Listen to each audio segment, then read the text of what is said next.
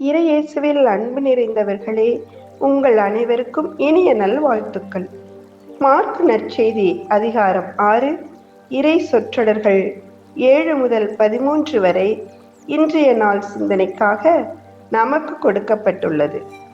வாருங்கள் சிந்திப்போம், செயலில் இறங்குவோம், இயேசுவின் சீடர்களாவோம்.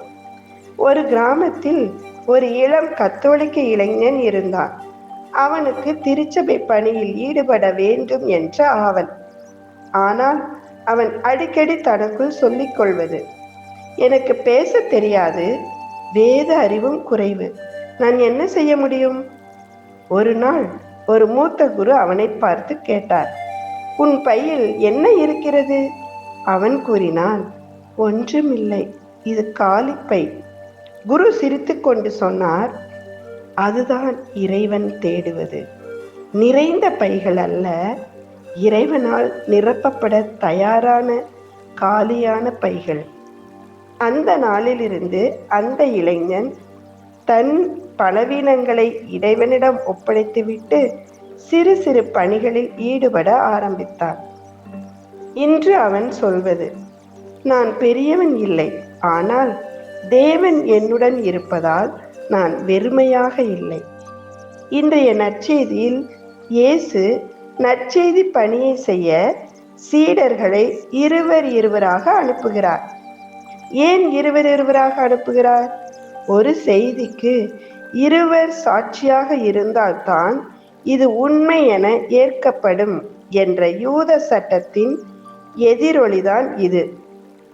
இயேசு சீடர்களுக்கு அறிவுறுத்தி கூறியவை, பயணத்திற்கு அதிக பொருட்கள் எடுத்துச் செல்ல வேண்டாம், கடவுள் மீது நம்பிக்கை வையுங்கள், மக்கள் ஏற்றுக்கொண்டால் ஆசீர்வதியுங்கள், இல்லை என்றால் உங்கள் காலில் உள்ள தூசியை தட்டிவிட்டு மனம் உடையாமல் அங்கிருந்து விலகுங்கள்.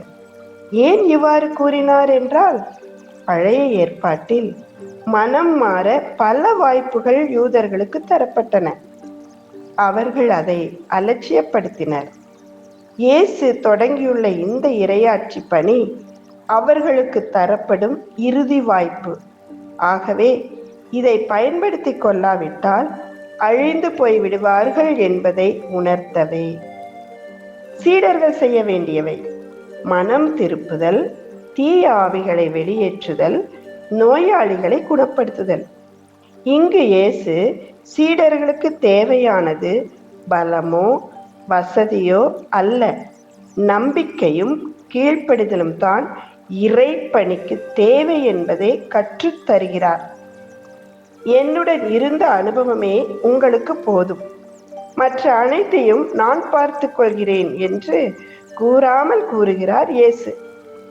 நம் வாழ்க்கையிலும் நம்மிடம் திறமை, அனுபவம் இவை குறைவாக இருக்கலாம், ஆதரவு இல்லாதது போல் தோன்றலாம். இறைவன் நம் குறைகளோடு நம்மை அழைக்கிறார். அவர் நமக்கு துணையாக இருப்பார். அவர் அனுப்பும் இடத்தில் அவர் செயல்படுவார்.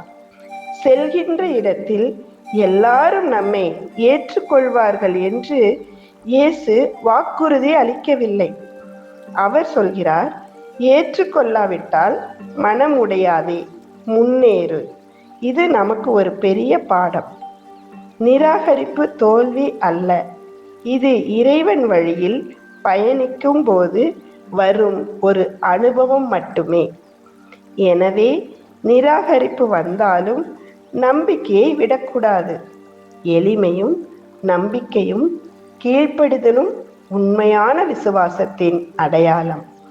எனவே இறைவனில் நம்பிக்கை வைத்து இறை பணியை ஆற்ற முன்னேறி செல்வோம். இறைவனின் சீடர்களாவோம். ஆண்டவரே, என் பலவீனங்களை எண்ணி அஞ்சாமல் உமது நற்செய்தியை வாழவும் பகிரவும் எனக்கு தைரியமான இதயத்தை தாரும்.